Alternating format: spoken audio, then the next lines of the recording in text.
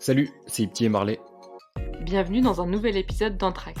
Ici, on aborde et décrypte des sujets bien spécifiques à l'entrepreneuriat pour te faire avancer dans ton projet. Alors si tu es un étudiant passionné par l'entrepreneuriat, assieds-toi bien confortablement et profite de cet épisode. Hello, c'est moi Ipti, je suis de retour pour te parler de mon sujet de prédilection, l'organisation. Dans cet épisode, on va même aller plus loin en parlant aussi de priorisation. Si la vie était un jeu, le niveau 1, ce serait l'organisation et le niveau 2, la priorisation.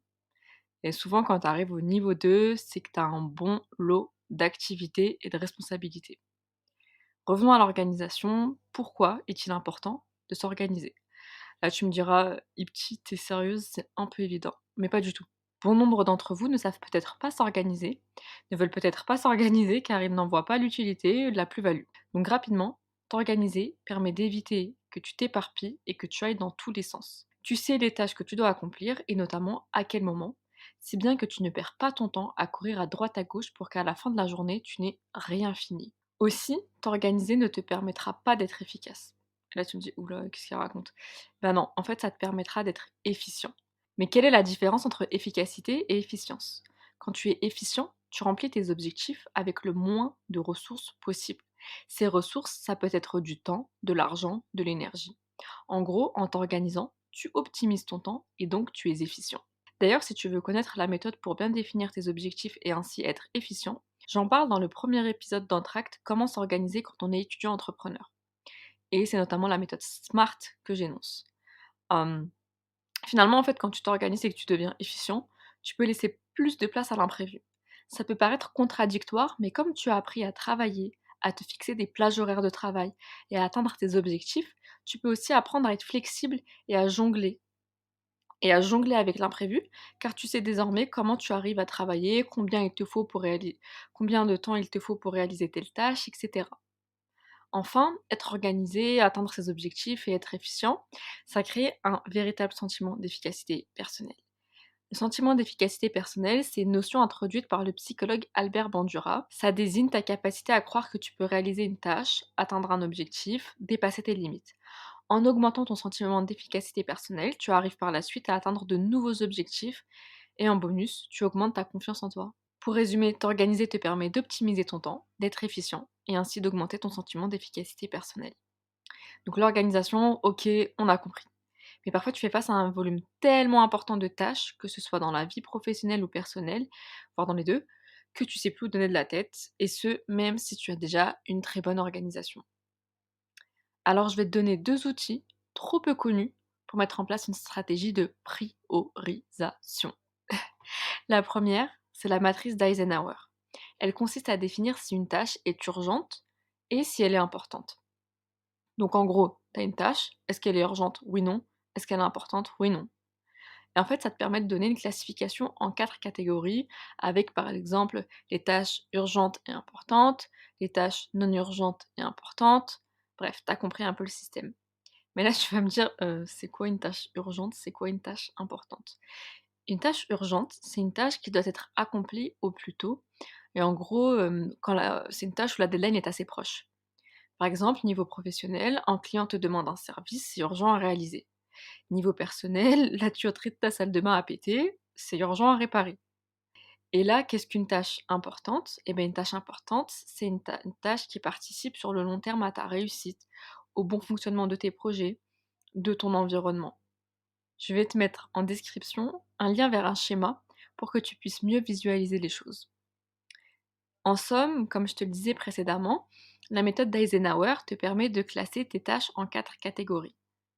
La première, ce sont les tâches à faire, c'est-à-dire les tâches urgentes et importantes. Par exemple, rédiger, monter et diffuser cet épisode de podcast. La seconde catégorie, ce sont les tâches à déléguer, c'est-à-dire les tâches urgentes mais non importantes. Par exemple, réaliser le visuel de cet épisode. C'est important pour le podcast, mais c'est pas ultra grave si on ne le fait pas. En gros, c'est pas très important. Plutôt la troisième catégorie, ce sont les tâches à planifier. C'est-à-dire qu'elles ne sont pas urgentes, la deadline n'est pas proche, mais elles restent quand même importantes. Par exemple, ce serait agrandir son réseau professionnel. La quatrième tâche, ce sont les tâches à délaisser. c'est-à-dire les tâches non urgentes et non importantes.